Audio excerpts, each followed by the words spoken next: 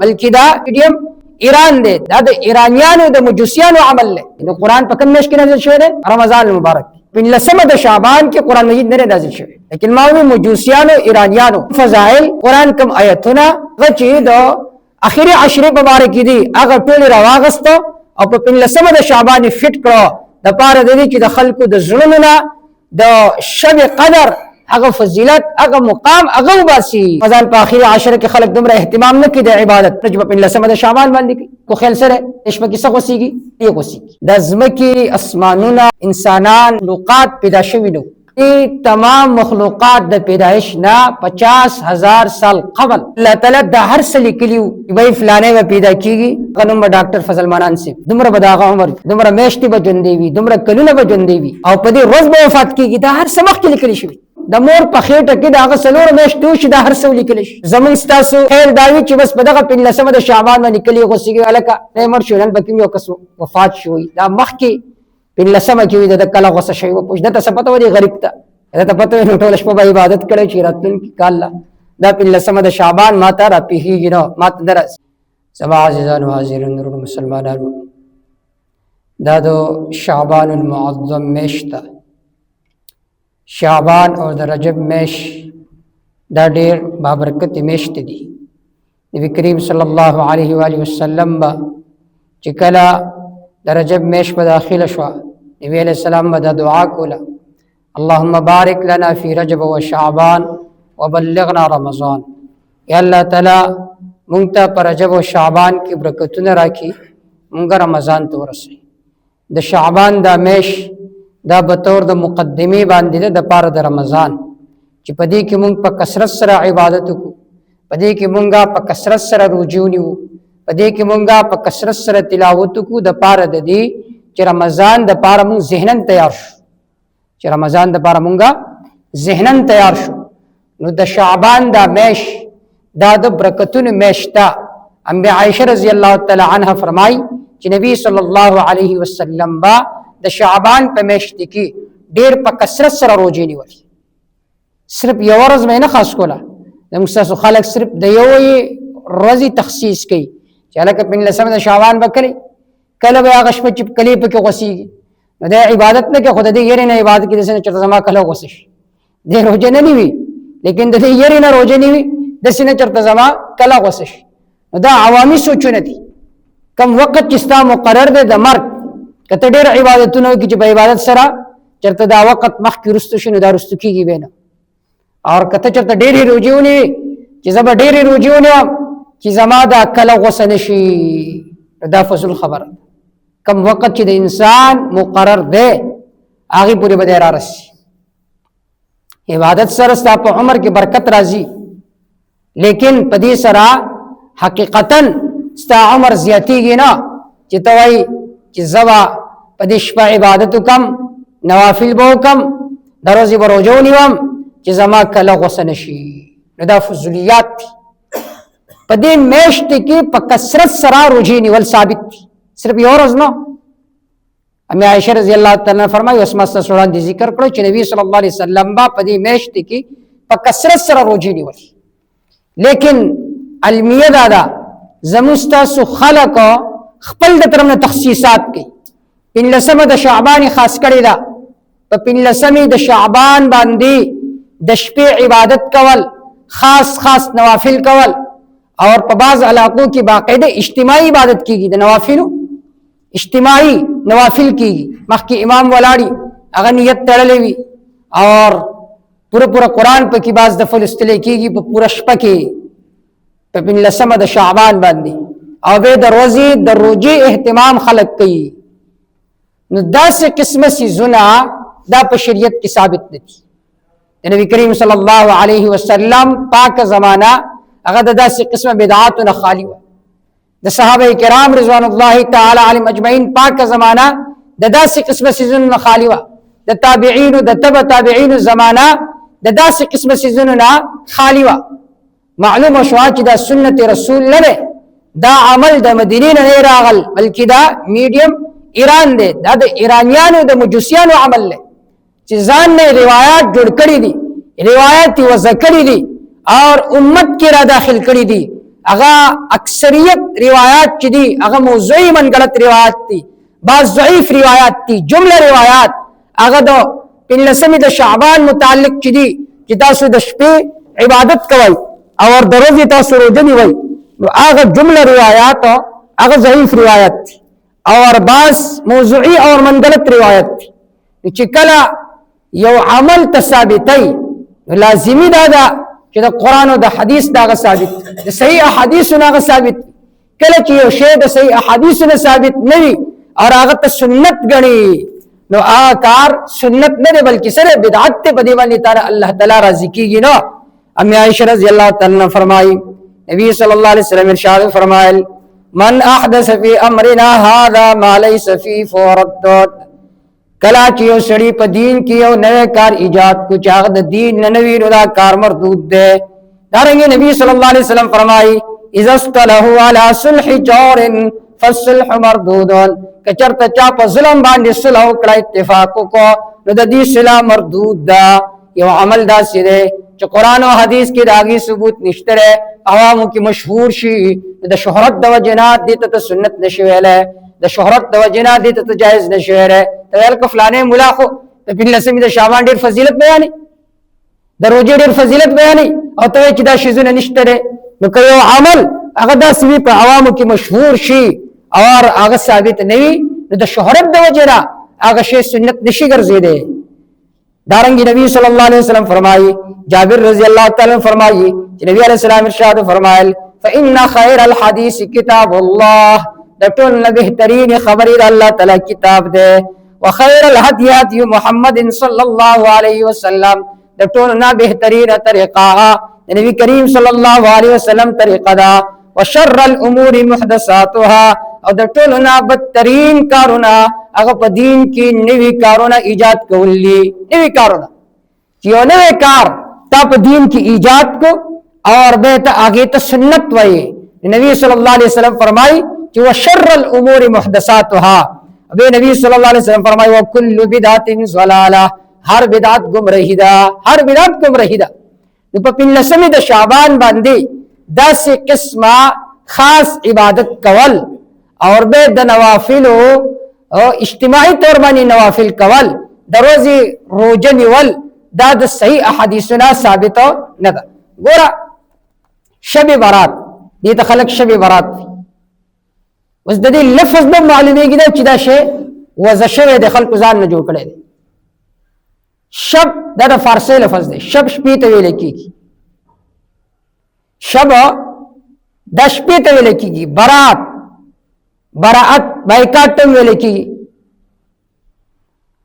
نو یو لفظ د فارسی دی او بل لفظ دا د عربی دی. دې نه معلومیږي چې دا شی د خلکو د ځان نه جوړ کړی دی. په دین کې د دې څه اصل نشته دی، په دین اسلام کې د دې څه اصل نشته دی. شب برات د برات شپه دارنګه پنځمه د شعبان دې باره کې چې کم روایات دي هغه اکثر موضوعي اور ضعیف روایات دي. اصل کې د قرآن مجید کم آیتونو نه د شپې فضیلت ثابتېږي چې هغې ته ویل کېږي لیلة القدر، چې هغه د رمضان په اخري عشره کې دا 10 ورځې دی. په 10 ورځو کې چې کم تاریخ دی په دې کې د دې غالب ګمان دی چې دا شپه به وي. لیکن مجوسو ایرانیانو هغه آیتونه هغه فکر په شب برات باندې چې د دې نه مراد 15 د شعبان ده. لیکن کوم تاسو په صحیح طریقې سره هغه آیتونه وګورو د هغې نه 15 د شعبان نه ثابتېږي بلکې د هغې نه لیلة القدر ثابتېږي چې هغه د رمضان په آخري عشره کې ده. لکه سورة الدخان د آیت چې ده د دې نه بعض خلک دا ثابتوي چې مراد د دې نه 15 د شعبان ده اور د 15 د شعبان فضیلت بیانوي چې انا انزلناه فی لیلة مبارکه، دا قرآن مجید مونږه نازل کړی دی په داسې شپه کې چې هغه برکت والا شپه ده. انا كنا منذرین، یقینا مونږه ير ورکوونکیو، فیها یفرق کل امر حکیم، په دې شپه کې هر محکم اور مضبوط کار د دې فیصله کیږي. امر من عندنا، دا حکم دې زمونږ د طرفنا، इन्ना कुन्ना मुरसलीन यकीनन मोंग लेगुन क्यों नو د دې آیتونو نه هم معلومیږي دا کومګه سیاق او سباق د دې وګورو چې دې آیت کې الله فرمایي چې په دې شپه کې قران نازل شوی دی انا انزلناه فی لیلۃ مبارکه چې یقینا مونږه نازل کړی دی دا قرآنی مجید په دې شپه کې چې هغه برکت والا شپه ده نو د قرآنی مجید نزول په دې شپه کې شوی دی وز د دې نه باس خلک راشي هغه نه د دې نه مراد 15 د شعبان ده نو کله دې نه مراد 15 د شعبانی بیا خو مطلب دا شو چې د قرآن مجید نزول په 15 د شعبان کې شوی دی حال دا د قرآن مجید نزول دا په کوم شپه کې شوی دی دا په رمضان کې شوی دی او د رمضان چې کوم اخري 10 د پدې کې شوی دی لکه سورۃ القدر کې الله تعالی فرمایي انا انزلناه فی لیلۃ القدر یقینا دا قرآن مونږ نازل کړی دی په داسې شپه کې چې هغه عظمت والا شپه ده وما ادراک ما لیلۃ القدر تتثبت دا چې عظمت والا شپه کومه یو ده لیلۃ القدر خیر من الف شهر عظمت والا شپه چې دا پدې کې عبادت کول دا د زرو میاشتو د عبادت نه افضل دی تنزل الملائکة والروح فيها باذن ربهم من كل امر فرشتي جبريل علیہ السلام په دې شپه کې راکوزيږي د الله تعالی په حکم سره په هر حکم سره چې د الله تعالی د طرف نه فیصله شوی نو د دې سورۃ نه سورۃ القدر د څه معلومه شو چې د دې لیله مبارکه نه مراد 15 د شعبان نه ده بلکې د رمضان اخري 10 ده او د قرآن مجید نزول دا د رمضان په اخري 10 کې شوی دی لکه په سورۃ البقره کې الله فرمایي شهر رمضان الذي انزل فيه القرآن میاشت رمضان هغه ده چې پای کې قرآن نازل شوی دی د رمضان میاشت هغه ده چې پای کې قرآن نازل شوی دی نو قرآن په کوم میاشت کې نازل شوی دی رمضان المبارک په 15 د شعبان کې قرآن مجید نه نازل شوی لیکن ماوی مجوسیانو ایرانیانو کم فضائل د قرآن کم آیتونه هغه چې د اخري 10 مبارک دي هغه ټول راواغسته او په 15 د شعبان فټ کړو د پاره د دې چې د خلکو د زړونو نه د شب قدر هغه فضیلت هغه مقام هغه وباسي نو هغه ټول راواغسته او په سیف فټ کړو په 15 د شعبان اوس د رمضان په اخري 10 کې خلک دومره اهتمام نه کوي د عبادت څومره چې په 15 د شعبان باندې کوي ځکه د خلکو خیال سره په دې شپه کې څه غوسیږي کلی غوسیږي یو خبره خدا ده چې کله د ځمکې اسمانونه انسانان مخلوقات پیدا شوي نو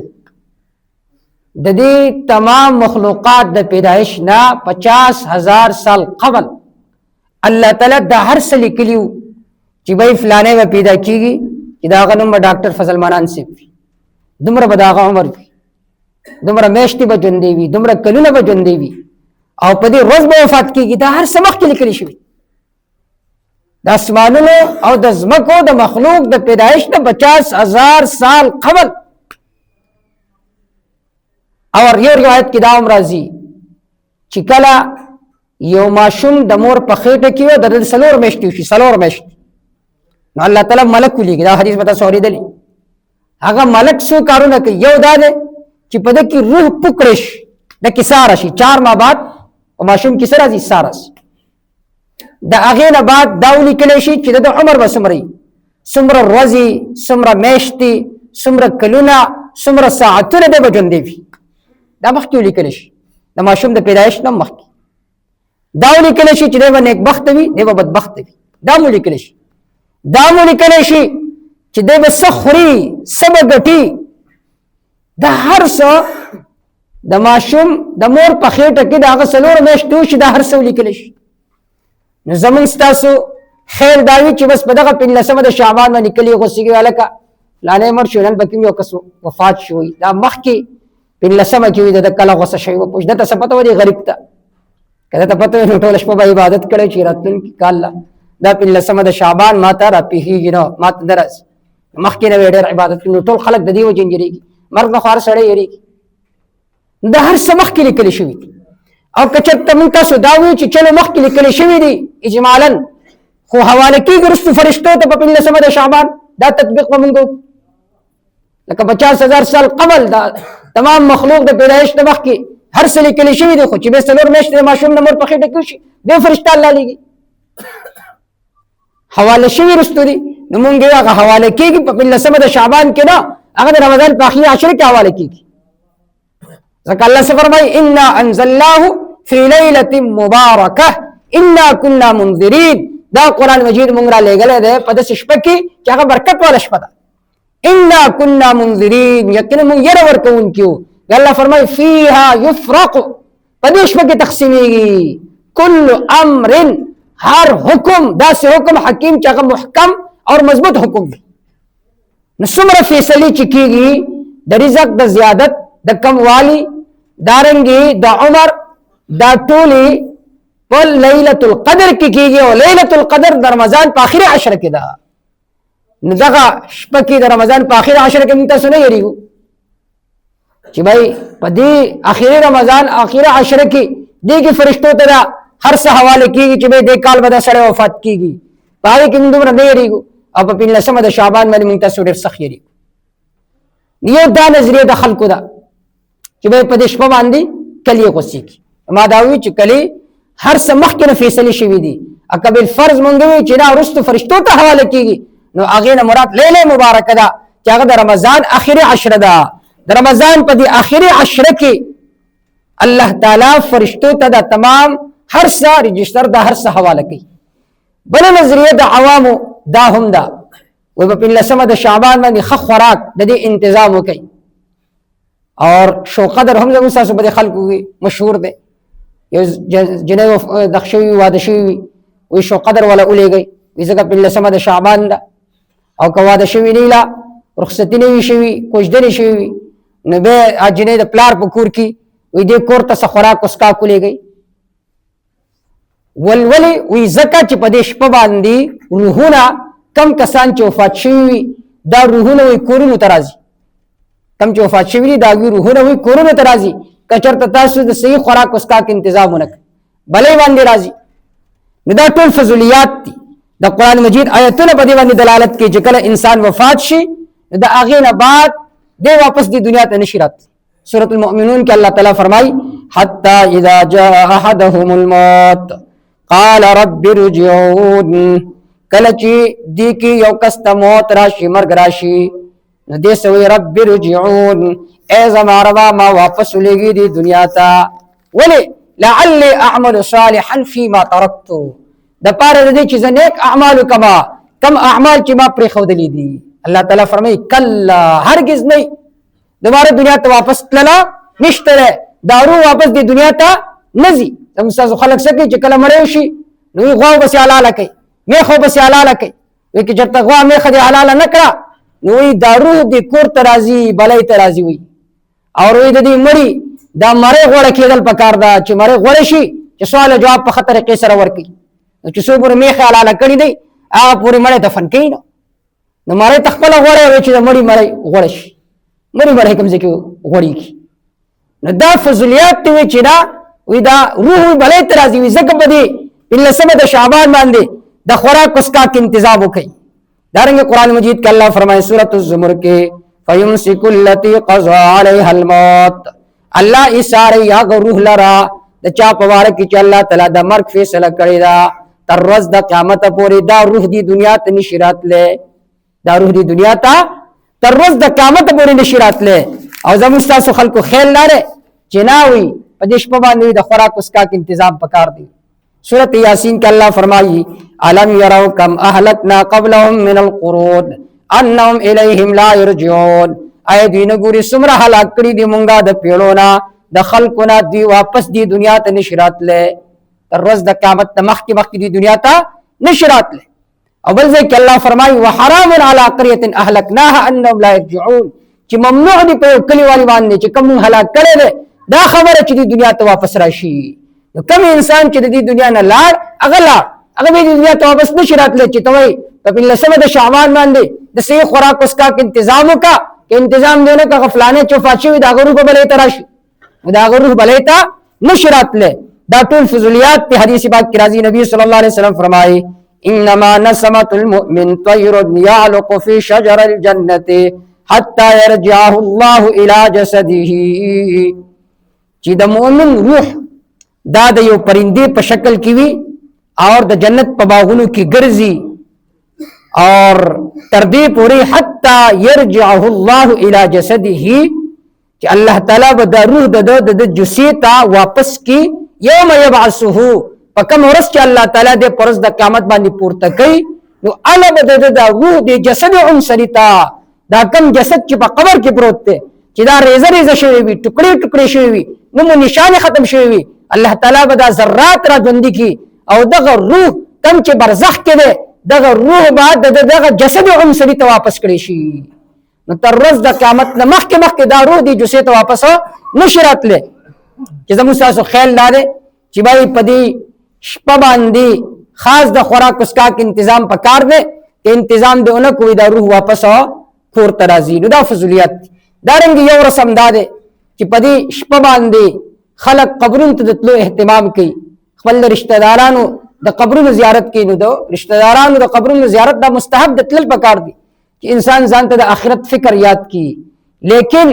सिर्फ दा तखसीस के खास पिल्ले से शाबान बांधी बतजी खास दौड़ी के अख्तर दगट अख्तर बांधी बजी नुदा दा अहादीस ने साबित नहीं यो रिवायत इमाम तिरमिज़ी रहमतुल्लाह नकल करे कि नबी सल्लल्लाहु अलैहि वसल्लम पदा गशप बांधी द जन्नतुल बकीन रातो नुमा